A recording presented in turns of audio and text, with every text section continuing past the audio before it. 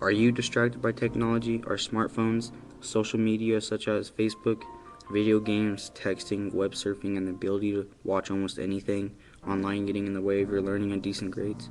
Well, I will tell you, it does affect many of us. For me, it started in junior high. However, I was able to manage and maintain good grades, so I told myself there was no problem, and I continued to use technology as often as I wanted. I completed junior high and started high school at Lakewood High. Of course, I kept that same bad habits. By the end of the year, my habits, my addiction, had deadly consequences. I say deadly because I was killing my future. I failed almost every class, and I felt like I would never be able to get caught up. I wanted to drop out of school altogether. I spent most of the summer playing video games. I did spend some time researching technology, focusing on the use of cell phones. I wanted to know the effects it had in other areas of everyday life. What I learned shocked me. I started paying attention to everyone around me. What I saw was heads down and faces glued to their phones. It didn't matter where, family dinner time, out with friends, people waiting for transportation. They all looked like zombies. Do we let technology take too much of our time? And are we wasting our lives away? We're still young. Shouldn't we be getting fresh air by going outside, hanging out with our friends in person, and not secluded in our house, surfing the internet and talking to our friends through social media? Children and adults are lacking social skills. New communication technologies of today allow us to isolate ourselves and avoid real interaction with other people. We can make many friends online, but it is a poor alternative for real relationships. Furthermore, mobile devices have become so well liked that people do not want to put them down, which can result in severe consequences.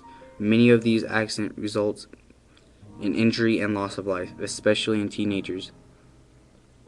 There are boating accidents, bicycle accidents, and people getting in accidents just walking and not paying attention. The numbers are astonishing. One text or call could end it all. Walking through a parking lot while on your phone leaves you unaware of your surroundings and puts you at risk of being attacked and assaulted. It happens more than we realize. Selfies, very popular for all ages. Who would think that there would be any danger in just taking a picture of yourself? The need for a dramatic photo can also put lives in danger.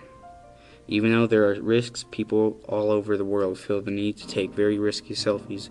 Moving vehicles, heights, weapons, water, animals, and electricity are the main choices for selfie takers. Selfie deaths are on the rise. Since 2014, more than 127 people have died taking photos of themselves, and researchers say that by the end of 2017, the number could be doubled. The message is even more clear. Distraction by technology can be deadly. Technology and the internet are very distracting for me. I know I am addicted, however, when my attention is needed elsewhere, I am learning how to ignore the alerts from my phone and try to constantly check my email or social media. This is something I have been teaching myself. I still slip up and sometimes just can't resist, but at least now I am aware and can continue to better myself. My advice to everyone is to build good skills on how to deal with technology now, before you build bad habits, or try harder to blend technology into my schoolwork, get my homework done, or at least not get too far behind and stay focused. Honestly, I love technology. I love everything about it. I cannot declare if it benefits teens or not, but in my opinion, it is one of the greatest things in our history. But is it really? I finally realized that people are prisoners of their phones. That's why they call them cell phones. Unless we talk with our kids about their use of technology, why they use it, when they use it, how they use it, we're never going to get them to a place where they're using it effectively. Most of the time, both in the classroom and at home, technology has definitely changed how we communicate with each other, but not all of the outcomes have been positive. My advice is to take into consideration what I've talked about and remember to be smart and safe when using your cell phone.